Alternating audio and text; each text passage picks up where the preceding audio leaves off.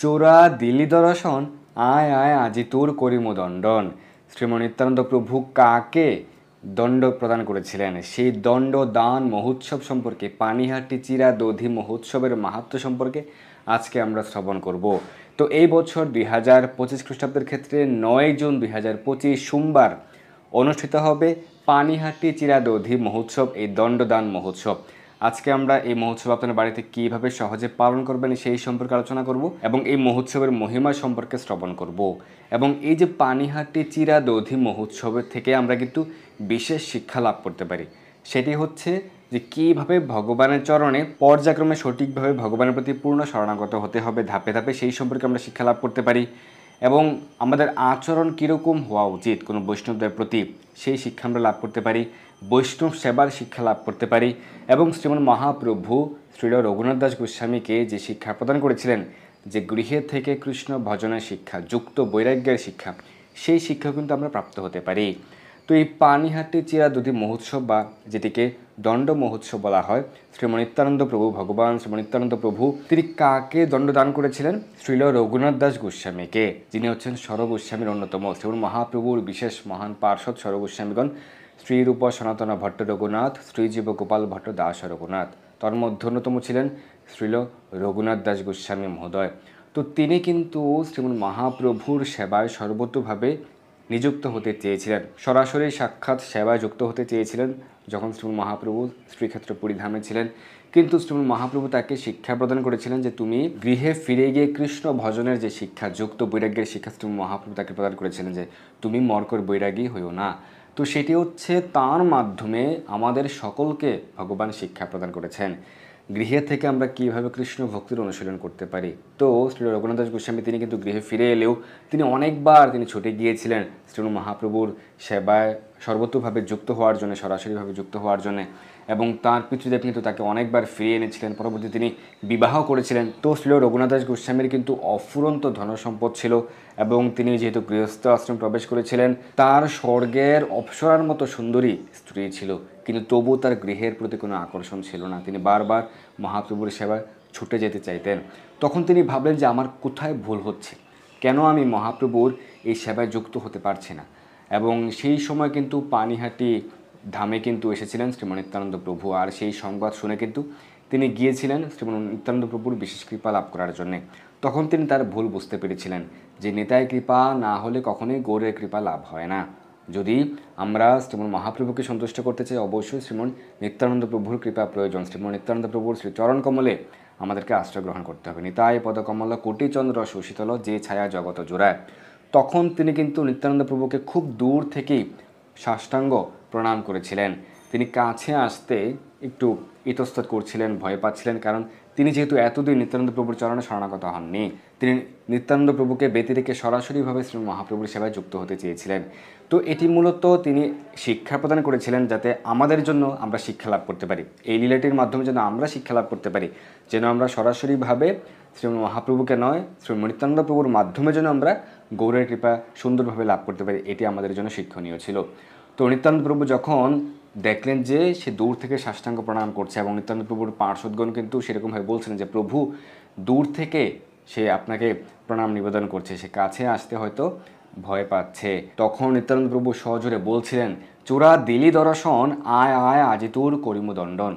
তখন শ্রী রঘুনাথ দাস গোস্বামী তিনি কিন্তু এলেন নিত্যানন্দ প্রভুর নিকট এবং নিত্যানন্দ প্রভুর তাঁর মস্তক কিন্তু তাঁর চরণ রাখলেন, নিত্যানন্দ প্রভুর চরণ কিন্তু রঘুনাথ গোস্বামীর মস্তকে রাখলেন, বিশেষ কৃপা প্রদান করেছিলেন এবং বলেছিলেন যে তুমি যে ভুল করেছো সেটির শাস্তি পেতে হবে, সেটি হচ্ছে বৈষ্ণব সেবা দিতে হবে। আমার সকল যে পার্শ্বদবৃন্দ রয়েছে এবং মহান মহান ব্রাহ্মণগণ রয়েছে তাদেরকে ভোজন করাতে হবে, চিরা দধি প্রভৃতি দ্রব্য দ্বারা ভোজন করাতে হবে। আর যেহেতু রঘুনাথ দাস গোস্বামীর রাজ সম্পদ ছিল, তো সেই কারণে হাজার হাজার লোকেদেরকে ভোজন করানো তার জন্য খুবই সহজসাধ্য ছিল। তিনি খুবই সন্তুষ্ট হয়েছিলেন, খুশি হয়েছিলেন যে তিনি বৈষ্ণব সেবা দিতে পারবেন আর এর মাধ্যমে তার সে অপরাধ মোচন হবে। তিনি সে আয়োজন করলেন এবং সেই উৎসবে কিন্তু হাজার হাজার ভক্তগণ সমবেত হয়েছিলেন এবং সেখানে কিন্তু শ্রীমন মহাপ্রভু সমবেত হয়েছিলেন। যদিও শ্রীমন মহাপ্রভুকে সকলে দর্শন করতে পারেননি, ভাগ্যবান তাঁর পার্শ্বদগণ তাকে দর্শন করতে পেরেছিলেন। তো শ্রীমন নিত্যানন্দ প্রভু সেখানে উপস্থিত ছিলেন এবং বিশেষ বিশেষ মহাপ্রভুর পার্শ্ববৃন্দ সেই মহোৎসবে, এই পানিহাটি চিরাদধি মহোৎসবে উপস্থিত ছিলেন। আমরা প্রতি বছর কিন্তু বিস্তারিতভাবে শ্রবণ করি এই মহোৎসবের যে মাহাত্ম্য শ্রী চৈতন্য চরিতামৃত থেকে। তো আপনারাও চৈতন্য চরিতামৃত থেকে সুন্দরভাবে অধ্যয়ন করতে পারেন এই পানিহাটি চিরাদধি মহোৎসবের যে মাহাত্ম্য রয়েছে। তো রঘুনাথ দাস গোস্বামী কিন্তু দুই প্রকারে এই চিরাদধি সহ বিভিন্ন প্রকার যে দ্রব্যগুলি রয়েছে, দুধ, ঘন দুধ, মিষ্ট দ্রব্য, কলা প্রভৃতি বিভিন্ন প্রকার ফল প্রভৃতি বিভিন্ন প্রকার দ্রব্য কিন্তু আয়োজন করেছিলেন এবং সকলকে তিনি প্রদান করেছিলেন। এবং এত এত ভক্তের উপস্থিতি হয়েছিল যে কাউকে গঙ্গায় দাঁড়িয়ে কিন্তু প্রসাদ গ্রহণ করতে হয়েছিল। গঙ্গায় কেউ হাঁটুসম জলে কিন্তু দাঁড়িয়ে প্রসাদ পেতে হয়েছিল। সেই পুরো স্থানব্যাপী আর সংকলন হচ্ছিল না, এত ভক্তের উপস্থিতি হয়েছিল সেই পানিহাটি চিরাদধি মহোৎসবে।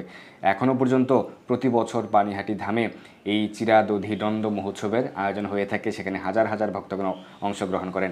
এছাড়াও সারা পৃথিবীর সকল ইস্কন মন্দিরে কিন্তু এই উৎসবের আয়োজন হয়ে থাকে। আপনারা নিকটস্থ ইস্কন মন্দিরে যুক্ত হতে পারেন, সকালে এই উৎসবের আয়োজন হয়ে থাকে।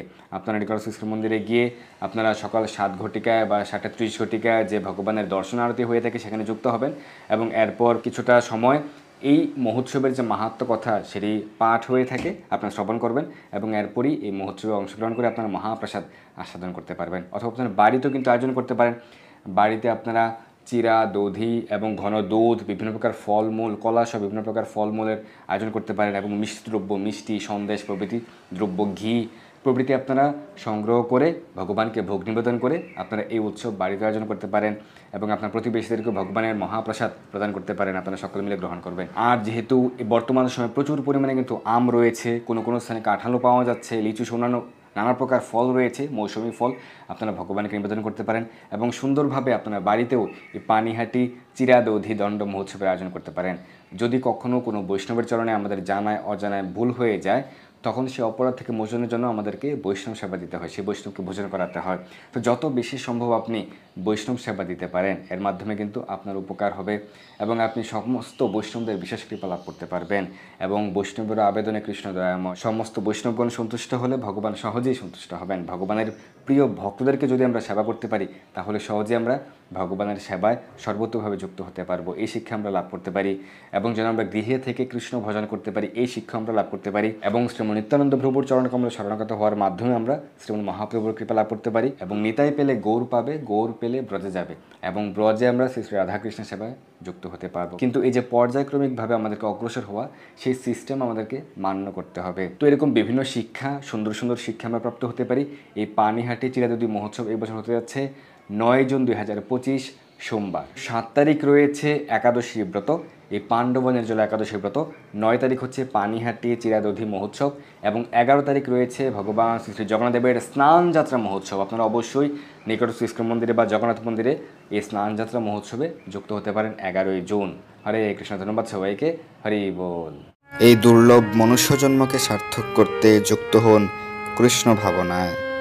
আপনার সকল ধর্মীয় বা পারমার্থিক প্রশ্ন জানাতে যুক্ত হন আমাদের টেলিগ্রাম গ্রুপে আর এই ভিডিওটি শেয়ার করে আপনার সকল বন্ধুদের কাছে পৌঁছে দিন। ধন্যবাদ সবাইকে।